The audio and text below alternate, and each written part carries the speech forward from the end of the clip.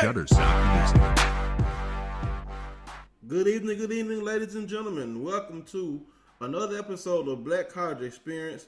I am one half of your Black College Experience team, Derek Thomas, here in Baton Rouge, and we have the founder of Black College Experience, the one and only Keisha Kelly in Atlanta. What's going on, Kels? I am in Atlanta, fresh off the MEAC SWAC Challenge. I am very exhausted, but it was a very good game. Exactly. Very good game. Exactly, and we still have HBCU football going on right now. You know, thrilling game going on in Carolina. We want A&T to pull this off. Hurry up and do it. Hurry up, do it, and let's get it over. You just won't do it. Well, we all picked East Carolina to win that game. Oh boy! But anyway, you know, it's week 1 of HBCU football season, Kels. It's week 1. And we're all excited about week 1, getting week 1 in the books after the A&T game is over with. It's been a lot of exciting games, some disappointing games, some comeback victories, some blowouts. Not only just in football, but in other sports as well, soccer and volleyball across the HBCU landscape. We got we got HBCU players vying for the 53-man roster for NFL teams. I mean, it's wonderful to be covering HBCU sports in 2018, Kels. Right. It is, and it's a lot of great things, like you said, going on. And every week we get a surprise from some team. So I think it's getting to be, like you said, we got soccer. I mean, we have, you know, we got players making practice squads. It's just a lot of interesting stuff. But where do you want to start? Soccer? Well, I want to start off because last week we didn't get a chance to touch on much of the volleyball and soccer sports because we are more than just football. We talk about soccer and volleyball across all the HBCU conferences, and we're just gonna give you updates of the scores going on. We're gonna first start in the SWAC for this weekend's games because we're not in the conference games yet, but these are our schools are playing out of conference, big schools, lower tier schools, and this is just to get them ready for the conference slate. In the SWAC in volleyball, on yesterday, Oral Roberts defeated Grambling 3-0. Nickel State blanked Valley 3-0. Oregon blanked Arkansas Pine Bluff 3-0. I didn't want to go there.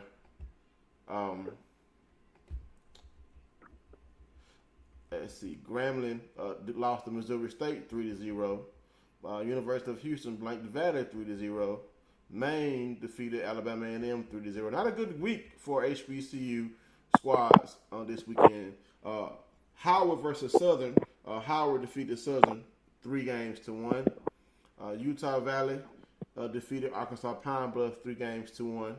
And the standings right now in the SWAC and volleyball, right now, Alabama State and Alabama A&M lead the conference with 3 wins total overall.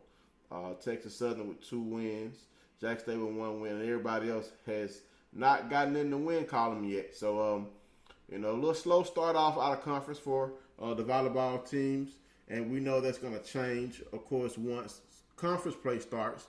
But this is just getting the ladies ready for what's to come. A grueling SWAC slate against their league counterparts, skills.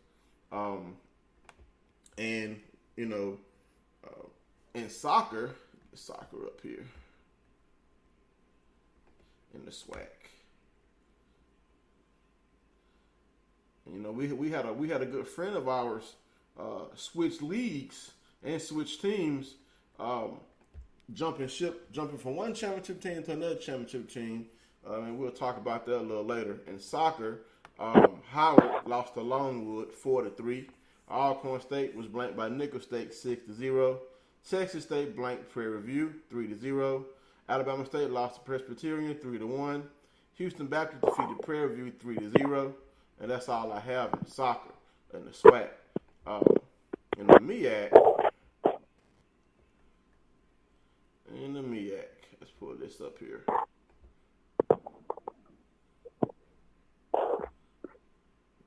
that MEAC doesn't have soccer. They have volleyball. Okay. On Saturday's games, we have Florida Atlantic blanking Bethune-Cookman. Kent State blanking defeated Morgan State 3-1. Elon defeating NCCU 3-0. North Carolina Tar Heels, Lady Tar Heels defeating Maryland Eastern Shore 3-0. Had 2 games today. East Carolina defeats North Carolina 3-0. And there's 1 game yet to be played or yet to be scored, and that's FAMU versus UT Martin. In the GCAC volleyball,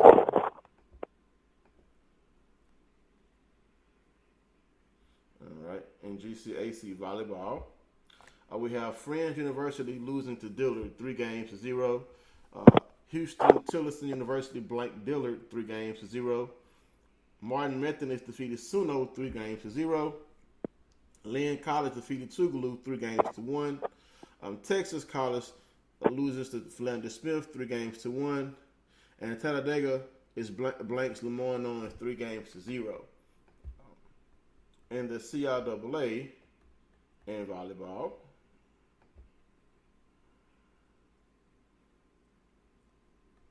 let's see here. While I'm waiting on it to come up, how was the atmosphere of the MEAC Swag Challenge, Kels? The atmosphere was really dynamic. It was hot. Again, it was hot out there. There are some different things that I would suggest. For people that have never been to Georgia State Stadium, it is the old Brave Stadium, and it's a lot of walking. So, you have to put credentials in the right place, and you have to let the people that's working the credential window, those windows, know that you have media looking for credentials all over the place. But the actual atmosphere, it was a cool atmosphere, a lot of energy. I actually got a chance to talk to the interim SWAC commissioner. He knew exactly who I was. Got a chance to talk to him. I didn't get a chance to talk to current commissioner because he was going one direction. I'm trying to run and get to my spot. I stopped and he was talking, and I was like, okay, and I just kept going. I did get a chance to I got a chance to shake Dooley's hand and tell him congratulations, good game, coach. We'll see you in Texas. And he said, okay. So it was like, all right. But he's a really nice guy. And one of the things that I truly respect about him when he's talking, after we had, interviewed the guys, we still in there waiting on. They kept on saying, Dooley coming. And here come Dooley rolling in there 20 minutes later, dressed to the nines, with the bow tie, the jacket. Yeah. They're like, wait a minute, where you been? Completely dressed, and everybody in there is just cracking jokes like, well, you can just, when you win, you can just come in when you want to. But really nice guy. Really nice guy. And one of the things he said was he was just talking about, continuing to play and playing hard the whole game. And he said, that's something I learned from Pete Richardson. So I was like, okay. So, it was, but we were like, he really, really, really nice guy. But I was like, I guess when you just win the game, you can just come here whenever you feel like it. So, yeah, it was cool. It was really good. Yes, indeed. And I have my scores up for the CIAA volleyball. Running through this right now. Shaw blanks Leeds McRae 3-0. Notre Dame, Maryland blank Lincoln, Pennsylvania 3-0. Adelphi blank Virginia Union 3-0. Converse defeated Winston-Salem State 3-0. Winston-Salem State also dropped 3-0 to Georgia College. Shaw lost to Lenoir-Rhyne 3-0. Jumping over to the SEAC. All right. Auburn University Montgomery defeated Tuskegee 3-0. University of South Carolina Aiken defeated Spring Hill 3-1. Tiffin University Ohio defeats Kentucky State 3-0. That's our good friend Coach Goree jumping over from Shaw, her alma mater, to Kentucky State. Albany State loses to Valdosta State 3-0.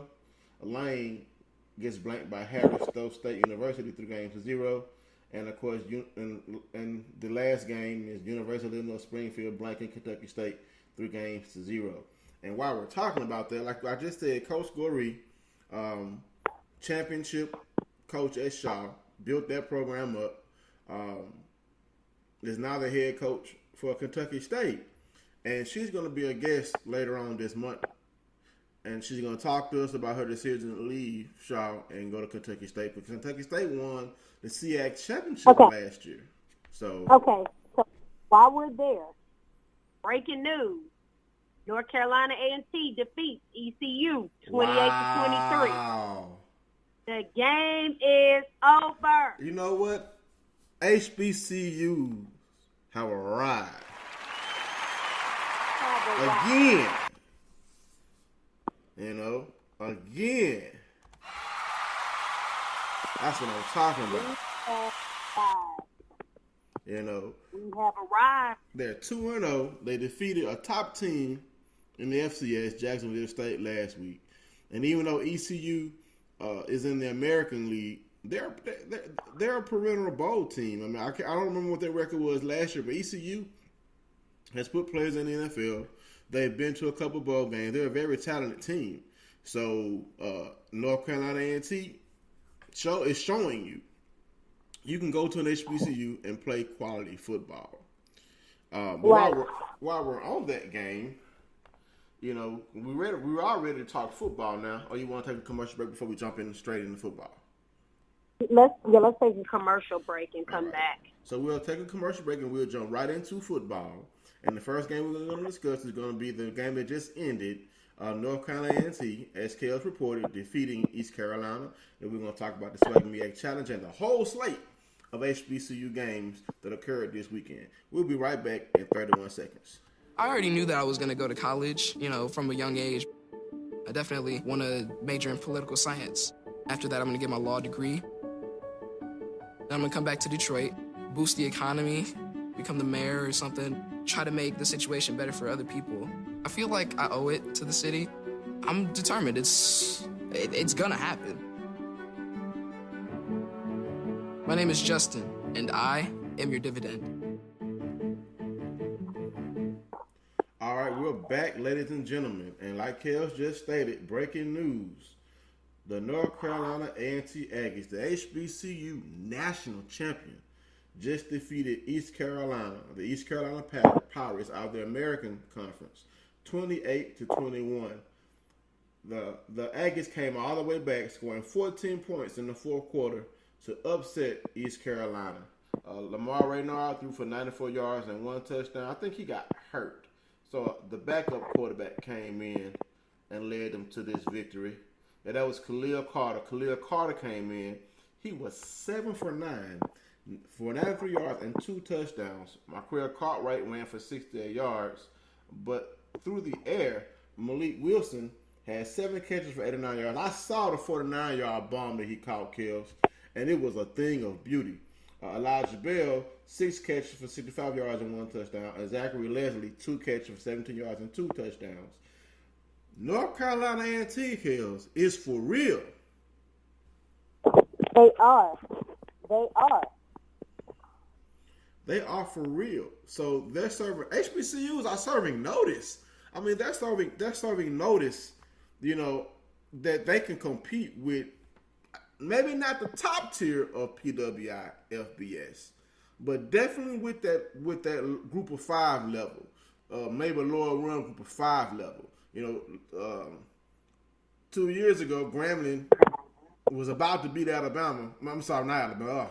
I would love for that to happen. About to beat Arizona, if not for Devontae Kincaid getting hurt. Howard and North Carolina A&T both have victories over PWI's FBS Group of 5 teams last year. Howard was on the cusp of beating Ohio today, and it's just great. But to run down the full scoreboard, we're going to first start off in the SWAC. The game that you were just at, Prairie View defeats North Carolina Central 40-24. And that game was ugly at first, Kels. I mean, I'm looking at this like, I picked ECCU to beat Prairie View, and they down 20-0. I was like, oh my God, my picks are going to be so ugly this week. Even with them being down, the thing is that, I think Prairie View came out very aggressive, came out very fast, very aggressive. They just put a lot of pressure on it, and they did a lot of work between the quarterbacks and the running backs. They did a lot of work in those first quarters, and seven went from 7 to 20 really fast.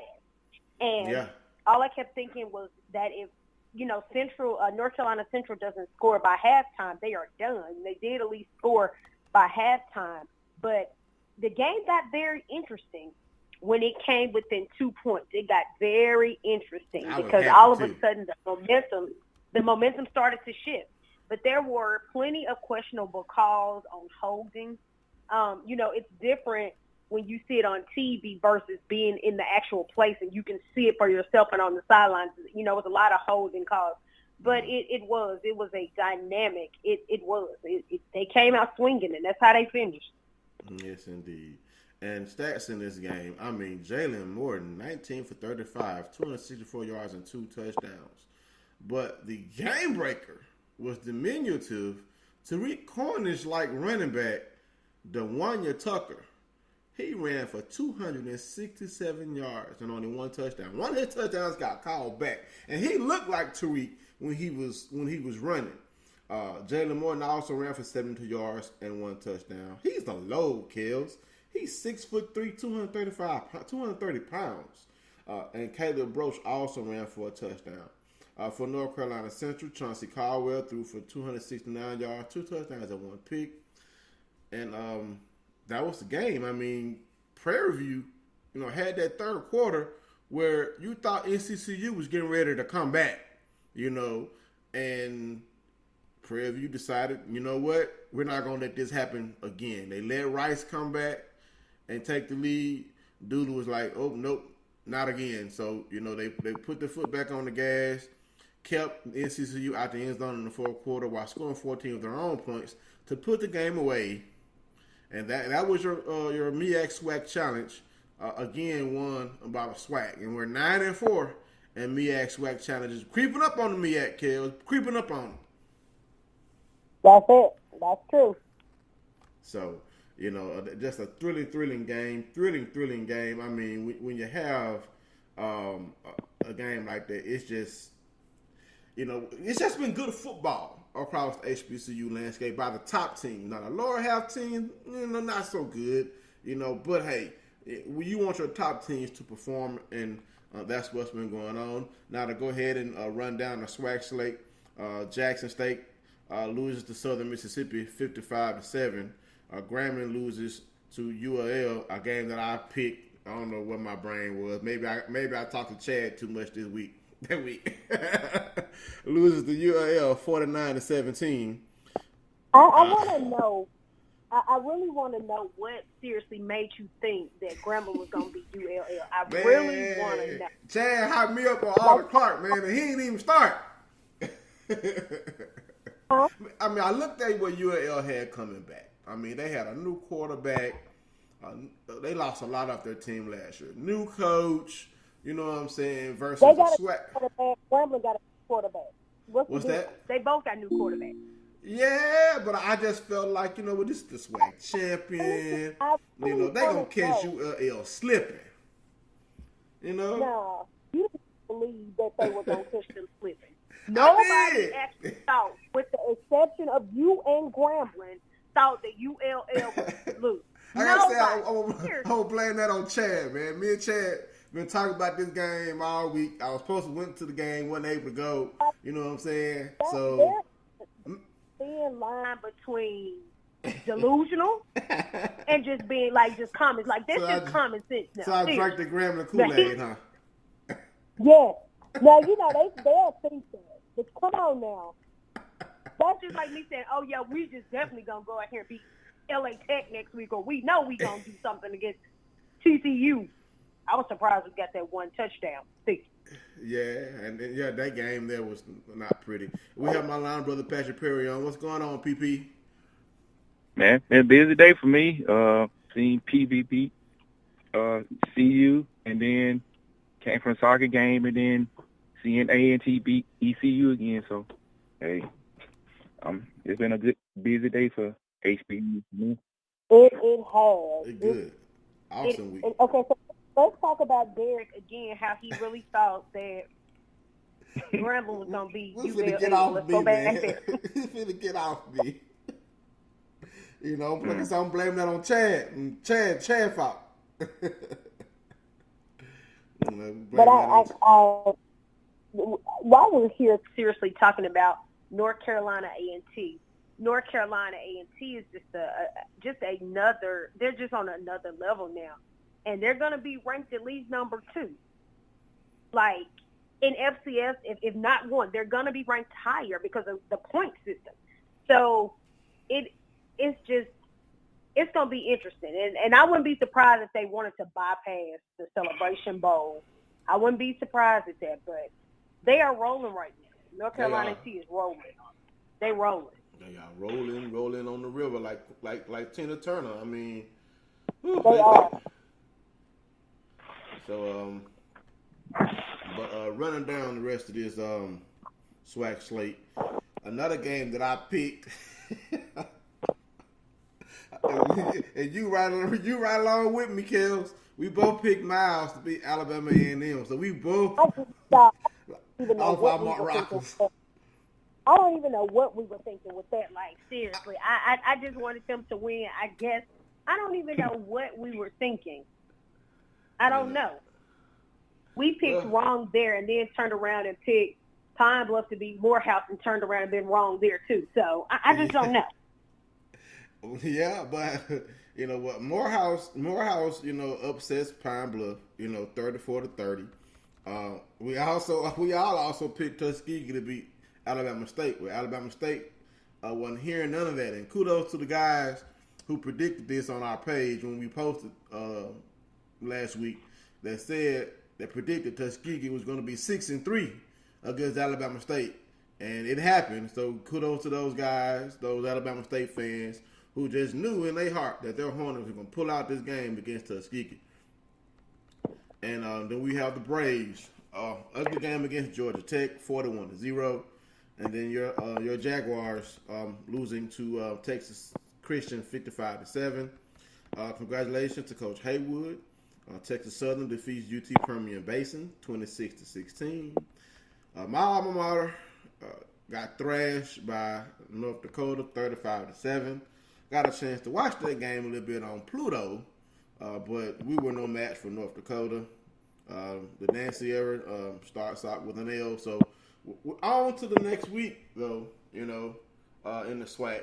But some good games, this week. I mean,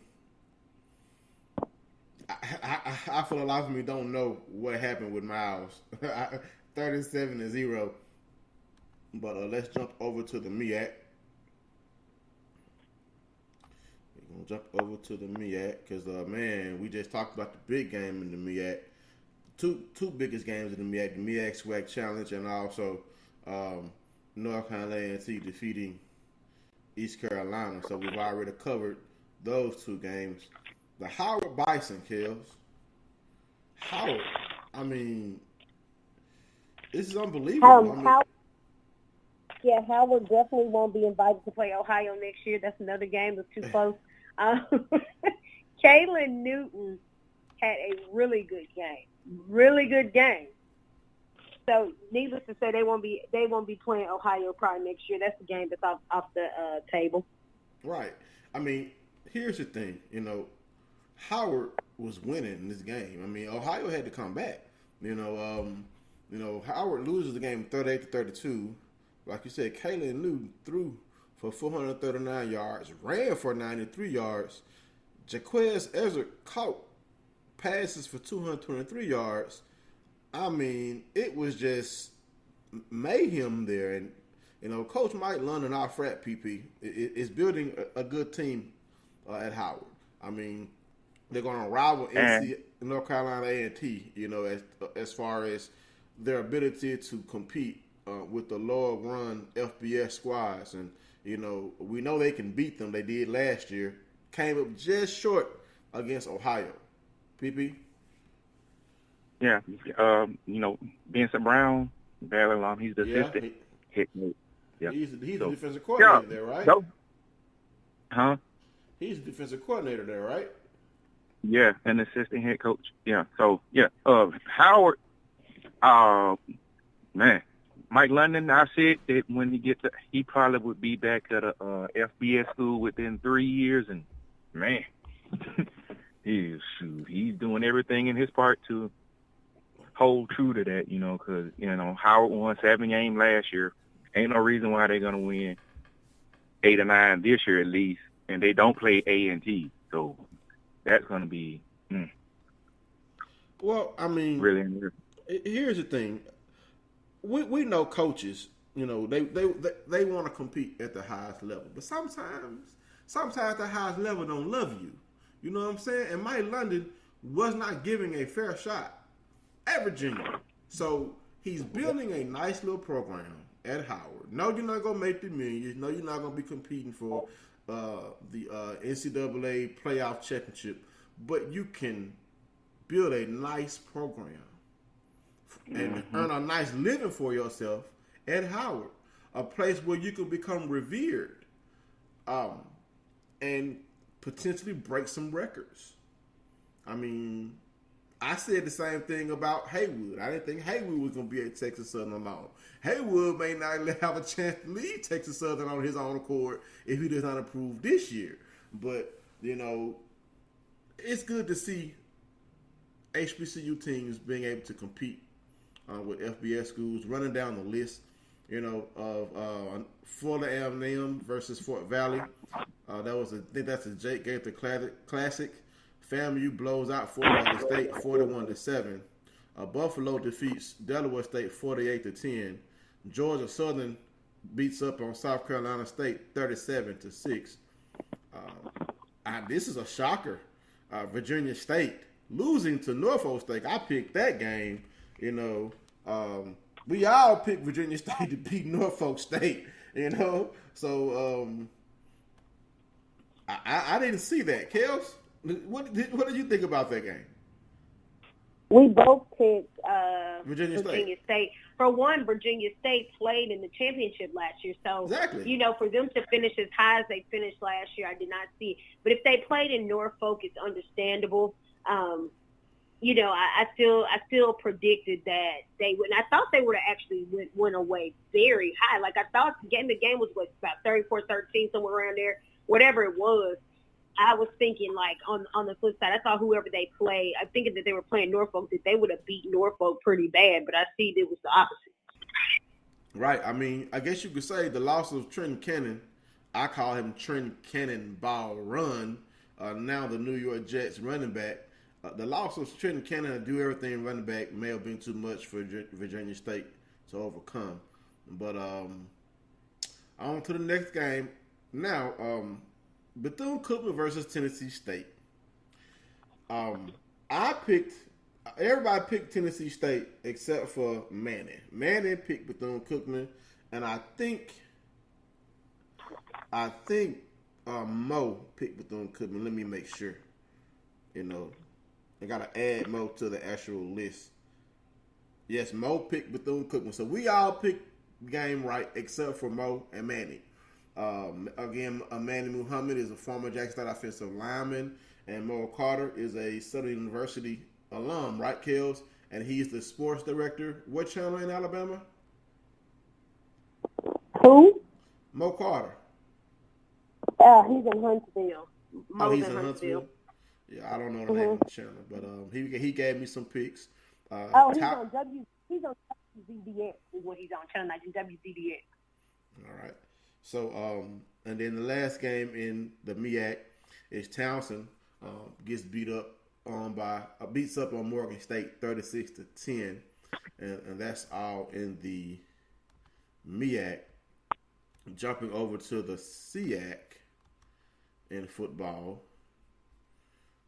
We've already talked a few games because we had some crossover games.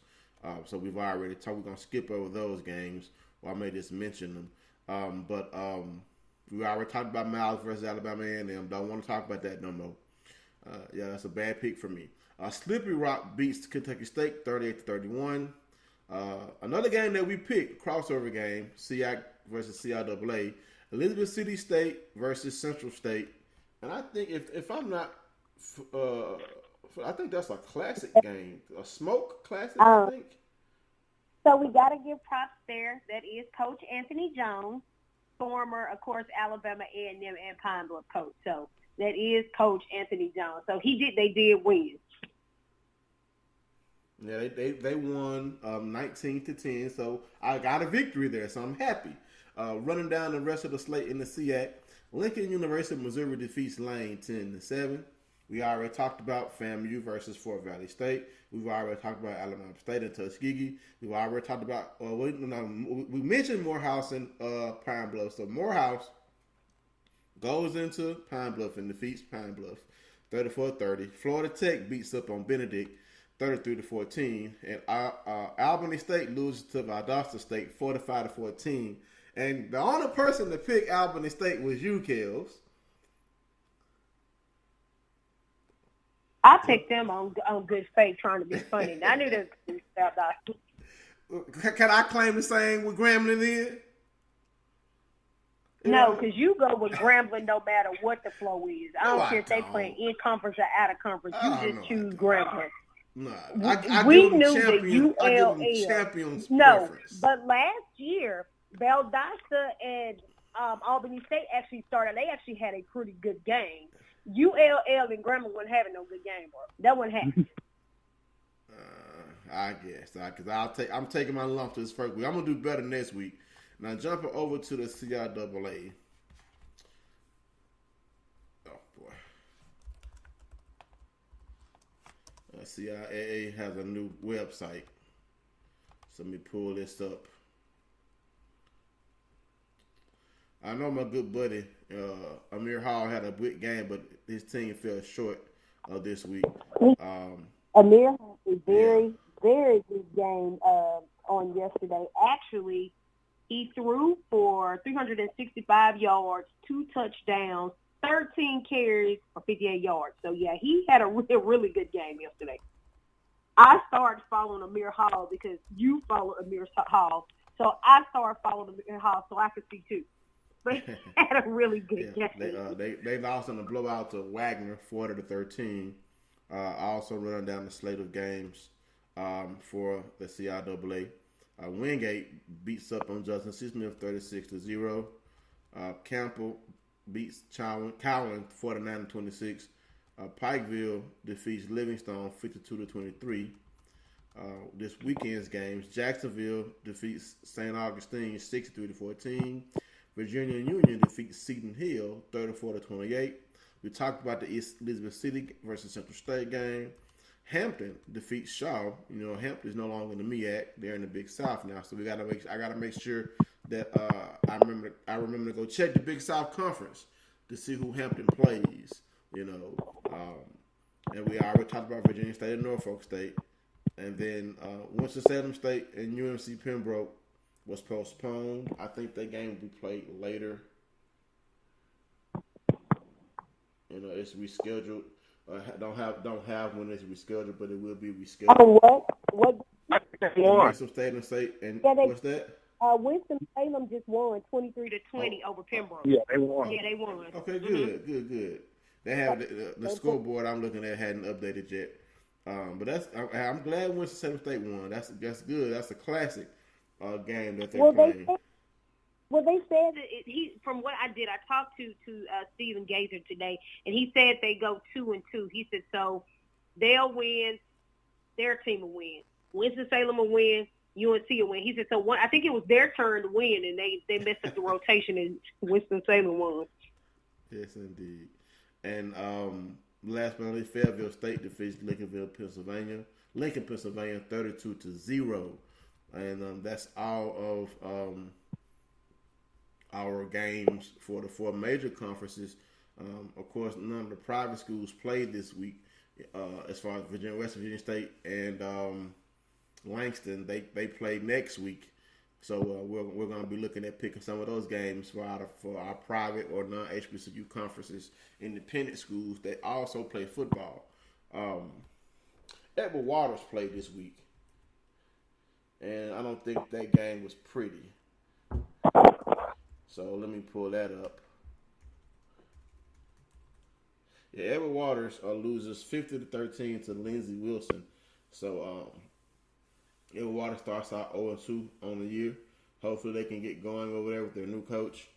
But that's all our games for this week. So, we have some more picks we're going to pick for next week to see if we can improve, But, I'm going to post the win-loss record on how many games we won versus we lost. So we're going to keep that tally going all the way up until the end of the season so we can see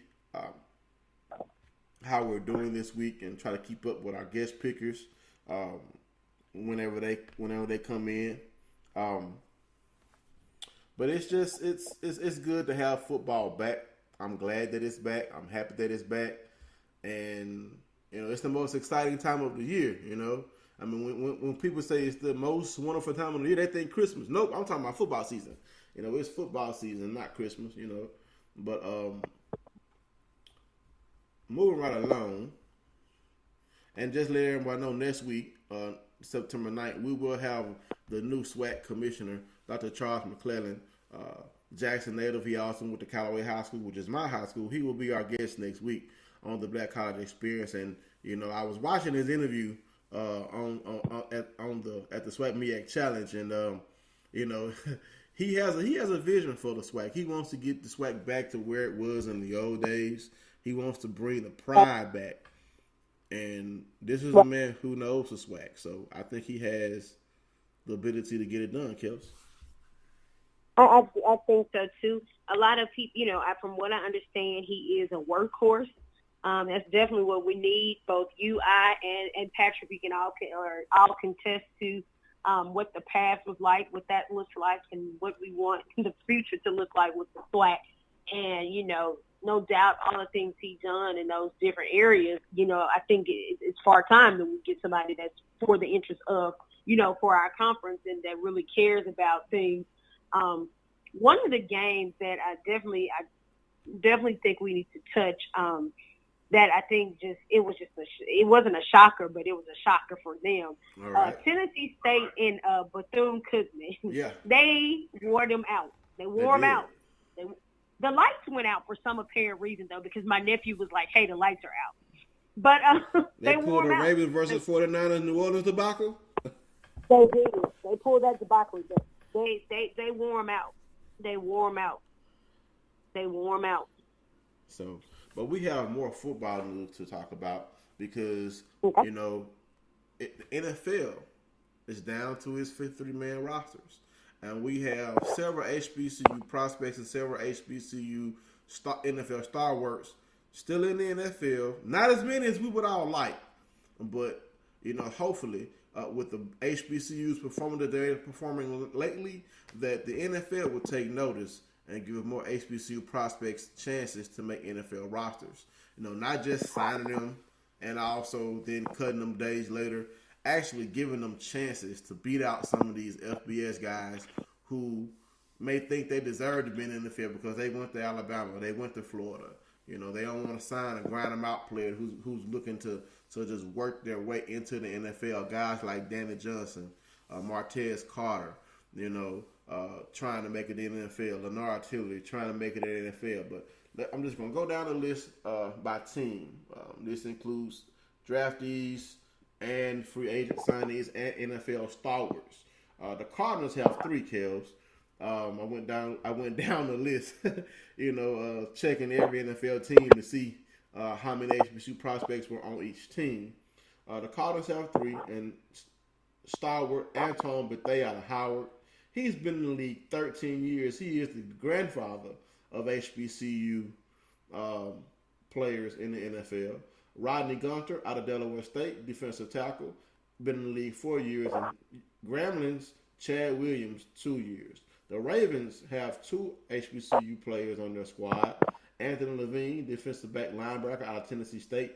He's been in the league for 7 years. And Alcorns, Delance Turner, was signed to the practice squad. Buffalo Bills, Carrie Lee, tight end out of Bowie State, has been in the league for 4 years. Corey Carter, punter out of Texas Southern, is on an injured reserve list for the Bills. The Bears have just one everything running back Tariq Cohen. We all know where he's out of, North Carolina A&T. He's been in the league for a year. The Broncos signed Marquette King out of Fort Valley State from the Raiders off of free agency. He's been in the league 7 years. The Colts have 3 HBCU players on their roster. All 3 aren't just backups. All 3 contribute.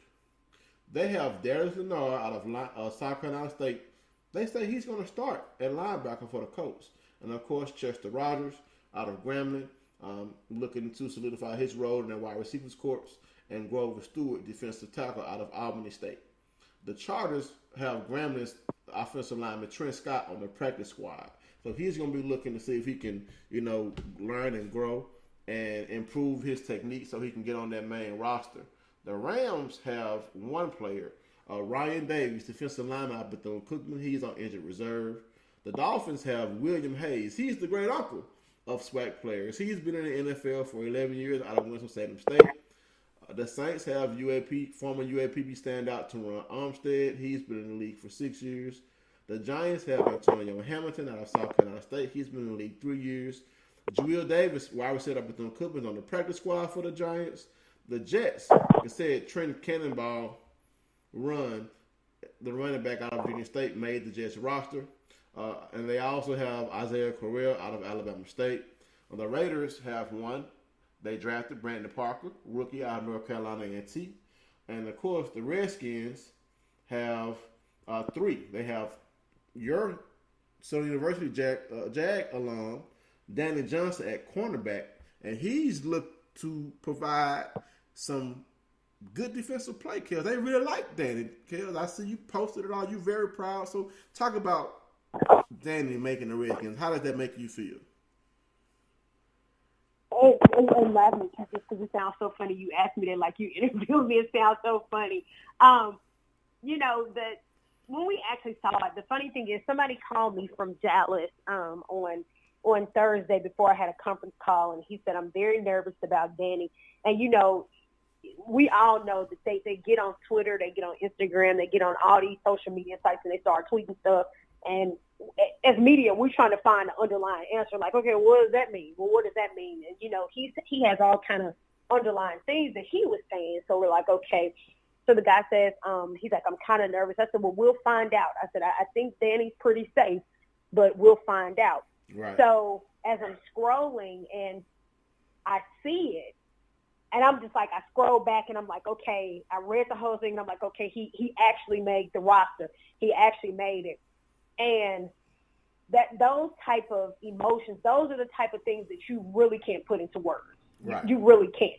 From my standpoint, I don't care what team, what school they're coming from. They're coming from an HBCU. Now, Exactly. It's bittersweet that you're coming from my HBCU, but those are the kind of words that you can't, those are the kind of actions, rather, emotions you can't put into words, because you think about all the stuff that we do for them to get the exposure. And when you actually see them get to this point, they got to that point, they've done all this stuff over the course of time. You've seen all the time. And I keep thinking back, I'm like, okay, I talked to Danny on draft day, and we had this conversation. Hey, just X, Y, and Z. It's going to happen. The only thing he kept on saying was, yes, ma'am, yes, ma'am, yes, ma'am, like I'm 60 years old. All he kept saying was, yes, ma'am, yes, ma'am.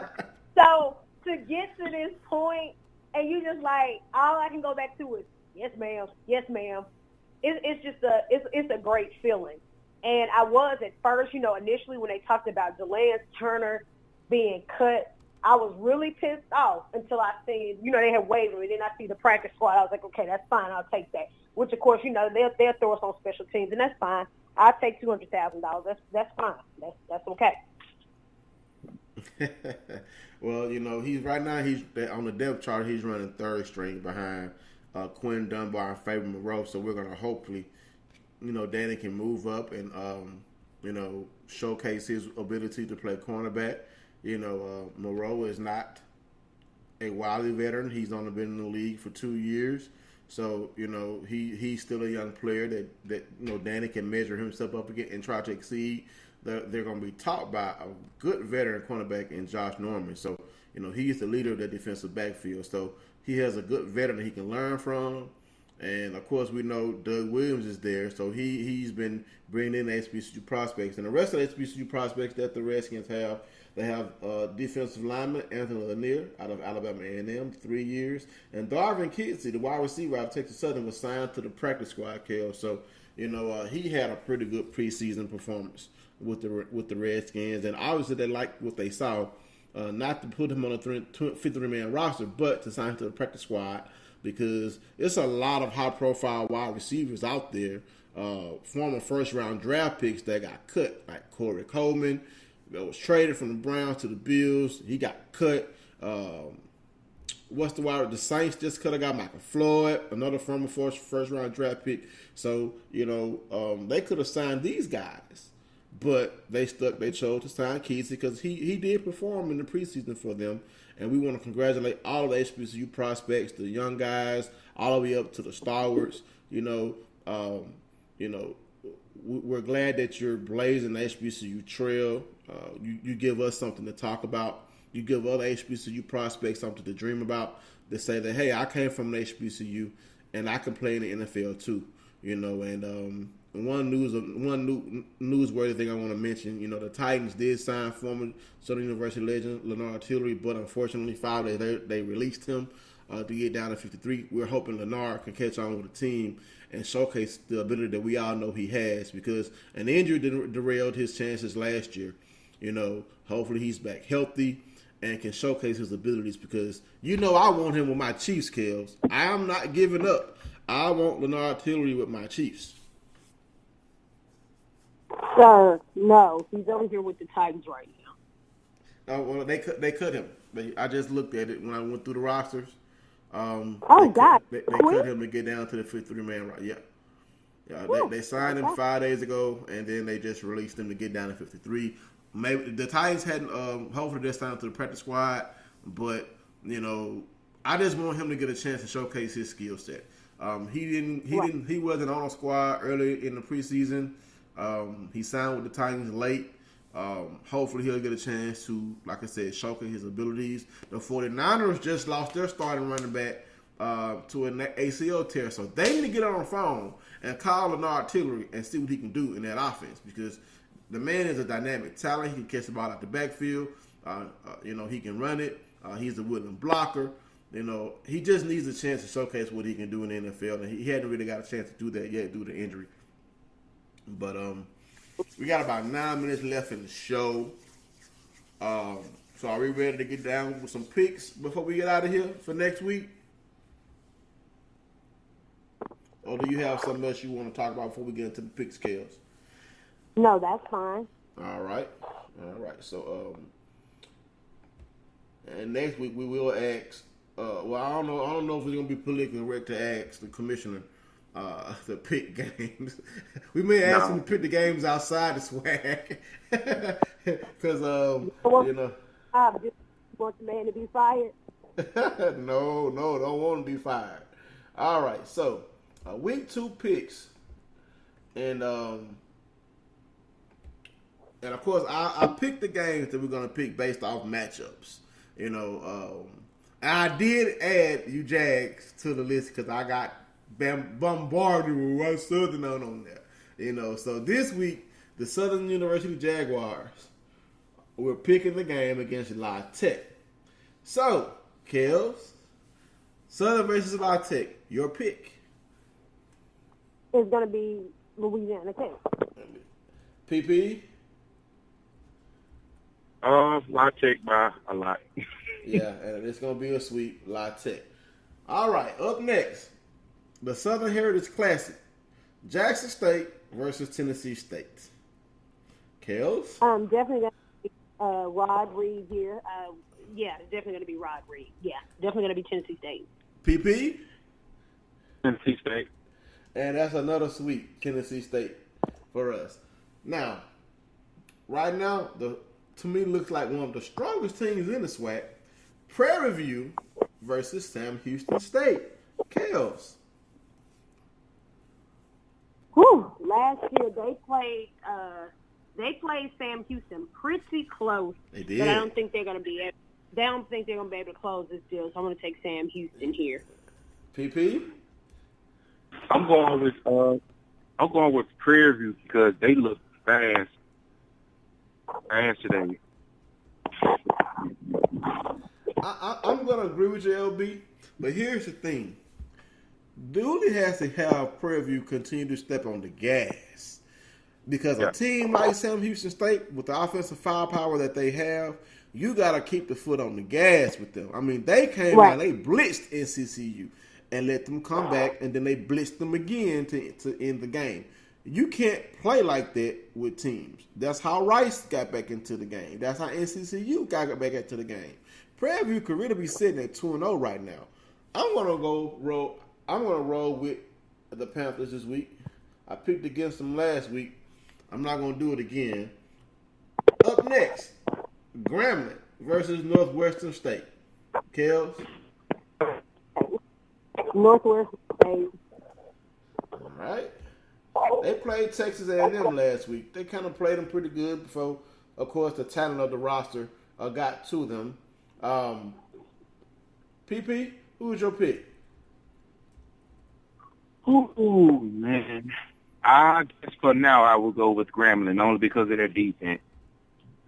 All right. Yeah, they are playing a team based close to their talent level. And I'm going to roll with Grambling too. Kels, don't you say nothing. I'm rolling with Grambling again. Up next, the last game in the SWAC.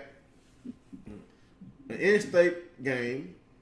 Alabama A&M versus the University of North Alabama. Kels. UNA. They're bringing a group of 4 buses. Definitely they want this rival, so definitely UNA. All right. PP? Yeah, I'm going with UNA. I mean, Alabama State struggled with Tuskegee. I know they're a good E2 team. No, this is Alabama A&M, not State. Alabama A&M? Yeah. I'm still going with UNA. Wow. So the defeat of Miles doesn't give you any confidence in Alabama A&M? Nah, because they're average. 2 different teams. That is 2 different teams. Miles and UNA are 2 totally different teams. Well, UNA just moved up from Division II. They just totally moved up. Different. Trust me. Yeah, that's it. You know what? I'm going to roll with Bama A&M. I'm going to roll with Gen School. So, I'm going to roll with Gen School. Now, jumping over to the MEAC. Only got 2 games this week in the MEAC. Howard versus Kent State. They beat Kent State before? Oh, they beat Kent State once. No, that was A&T. That was A&T. That was A&T. All right. So, Kels, Howard versus Kent State. Who you got? Hey, I'm taking Howard here. PP? Yeah, I'm going with Howard. That offense is for real. That's Kent State, man. Yeah, I'm rolling with Howard also. James Madison, a top school in FCS, versus Norfolk State. Yeah, James Madison. PP? What was the matchup again? James Madison versus Norfolk State. Oh, JMU. That's going to be ugly. Yeah. I would like to pick Norfolk State because they gave me an L last week, but James Madison, they're a perennial playoff team in the FCS. Now jumping over to the SEAC. We got Tuskegee versus Albany State. Kels? Tuskegee versus Albany State. I'm going to take Tuskegee. All right. And PP? Tuskegee. And I'm also going to take Tuskegee, even though they let me down last week. Benedict versus Johnson C. Smith.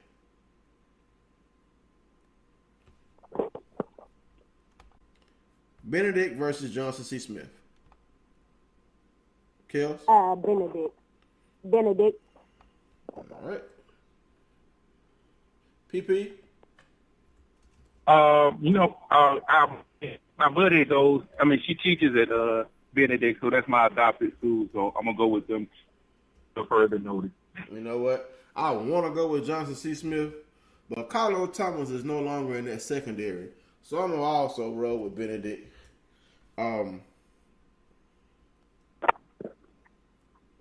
Virginia Union at Carson Newman. I'm sorry. Wait. I'm still in the CA. My bad. I skipped. Valdosta versus Fort Valley State. Okay, Valdosta. You picked against them last week. You learned your lesson. PP. Well, again, I said I picked Albany just on merit, but no, I'm definitely picking Valdosta. They had a good game last year. But yeah, right. Valdosta. PP. Oh, Valdosta. Yeah, no question. All right. And jumping over to the CIAA, we have Virginia Union versus Carson Newman.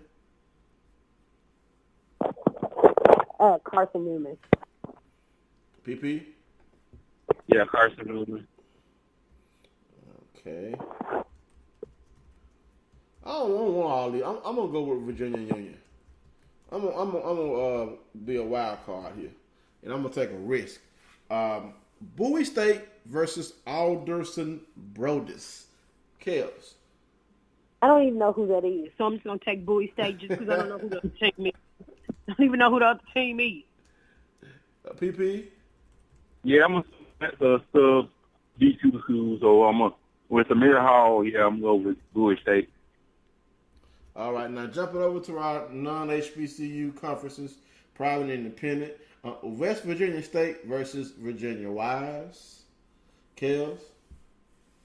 West Virginia State. PP. Yeah, that was cool. What's that? I'll take West Virginia State. You taking Virginia Wise? All yeah. Right. Now, Langston versus Ottawa. Langston went undefeated last year to the end of the season. Kels. Who are they? Langston against who? Ottawa. Yeah, I'll take Ottawa. All right. PP? I'll go with Langston. Yeah, I'm going to roll with Langston as well. All right. And the last matchup for the Week 2 picks, Hampton versus Monmouth. Kels. I'm going to take, Monmouth. I'll take Monmouth. All right. PP? I think I'm going to go with Monmouth as well. They're solid. Big South team. That sounds funny even say that. I'm gonna go with Hampton. You know, I think Hampton is going to have a lot to prove in that league. You know, coming into that league, they don't want to come in and be the doormat of the league. So I'm gonna pick Hampton to win that game. And with that note, I think we're almost out of time. We have about 2 minutes left. 2 minutes left. I do have one good bit of news I saw on Twitter today. Our good friend Devontae Kincaid, Kels, signed with the Hamilton Tiger Cats of the Canadian Football League. So he's headed up north to continue his dream of playing professional football. I did see that. So congratulations to you, Devontae. Hopefully we can get you back on the show to talk about your journey from the Arena League to the Canadian League. Hopefully ends up in the NFL. But before we go, we have a HBCU alum making noise in the political arena again, Kels. FAMU's Andrew Gillum is the latest HBCU politician to pull off an upset in the South. He has won the Democratic primary for governor in the state of Florida. What do you guys think about that? We don't talk about politics often, but this is an HBCU alum doing big things and trying to become, I think, will he be the first African-American governor of Florida? I think he would be, right? Yes. Okay, so yes. What do you guys think about that? Yeah, you don't. I do. I do talk about it anytime it's HBCU, because even if you look at Stacey Abrams here in Atlanta, she's a Spelman alumna. But this whole thing, there is a lot of emotions in Florida right now, and even after these his opponent came with the monkey it up comments. Yeah. I think that pushed even more people to want him to win. That made more people want him to win now, because now people are really starting to realize that these people are no longer hiding. They're just being open. They're just bold now. So now it's not just people of color that's supporting him. You got all people support him. Like, okay, yeah, so you want to make these comments. Okay, so yeah, now we really gonna push for Andrew to win. And that's exactly what I'm like. I'm hoping Florida comes through. I'm hoping Georgia comes through, because it's just crazy. It's crazy. Like, it's time out for the stuff that we be doing. Like, just call people out on their stuff. Call them out. Right. I mean, and if these two candidates could win, these would be two HBCU alums, governors of red states.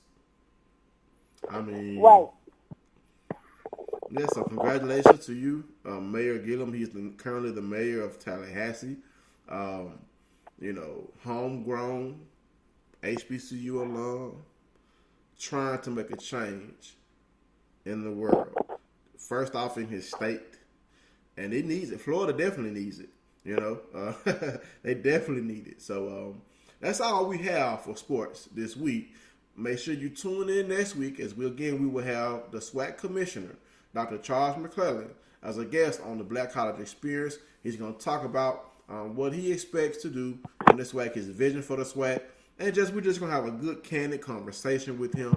I did ask him what topics were off limits. He said no topic was off limits. So we're gonna, have a good discussion with him, and hopefully he'll, call in anytime he just wants to talk sports on Sunday evening, because you know how I do, Kels. Once we have a guest on, they family after that. So go ahead and sign us out, Kels.